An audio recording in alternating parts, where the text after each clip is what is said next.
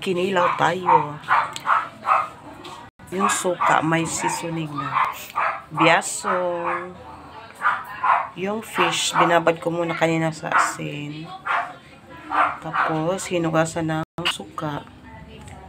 Yung, radish. Binabad ko muna sa suka na may asin. Tapos, kunting piga lang. Ayan yung pipino. Di ko na yung binabalatan. Ganda tingnan. Tapos yung niya, yung balat. May ibang yan. Benefit sa ating katawan. Ayan yung sibuyas Mumbai.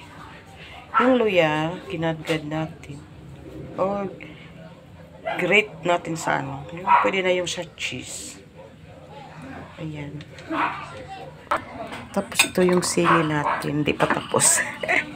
Kailangan ko i-ganon. Pagkatapos salain natin dito. Para hindi naman natin makain yung mga niya dyan. Yung masyadong maanghang na mga parts. Okay, ito na yung sili. Tapos natin i-crush. Buti pa yung sili. Crush. Wala